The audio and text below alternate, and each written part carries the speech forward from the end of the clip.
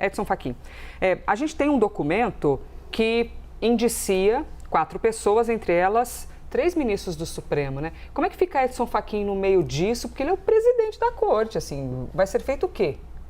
Então, Elisa, no momento, essa ação aí, esse pedido do ministro Gilmar Mendes está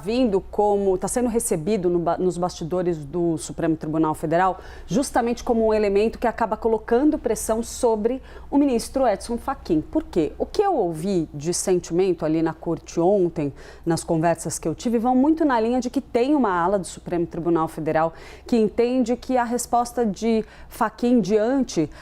desse relatório da CPI do crime organizado teria sido tímida, que institucionalmente, diante de uma situação como essa, o Supremo Tribunal Federal deveria se posicionar. A gente sabe que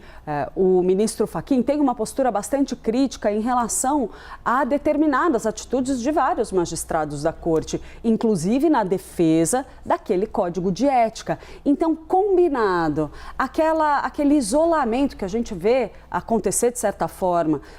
do ministro Luiz Edson Fachin nos bastidores do Supremo por conta dessa questão do Código de Ética, essa informação agora sobre essa ação solicitada pelo ministro Gilmar Mendes acaba colocando lenha nessa fogueira, acirrando um pouco os ânimos nos bastidores do próprio Supremo Tribunal Federal, pelo menos segundo as conversas que eu tive ontem, Elisa. É, de fato, uma questão delicada, porque a gente sabe que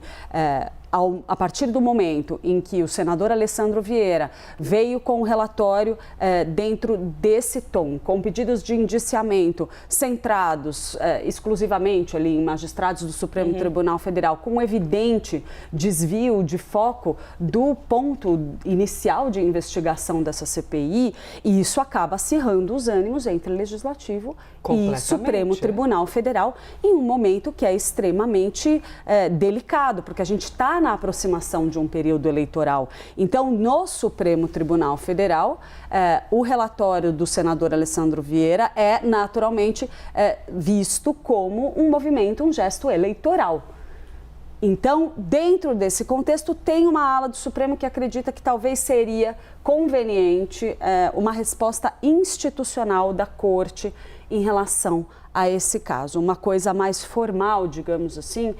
que faça com que o Supremo se posicione em defesa da própria Corte e dos seus magistrados diante do que Gilmar Mendes considera um abuso de autoridade, né, nas palavras utilizadas pelo próprio ministro aí nessa solicitação à PGR. Clarice Oliveira trazendo aqui o olhar em relação ao Supremo, Legislativo e novamente renovado esse embate de um Legislativo que já trabalha parte dele dentro do Senado para que alguns ministros nem existissem na Corte, né? Que, aliás, vão ter de votar, inclusive, se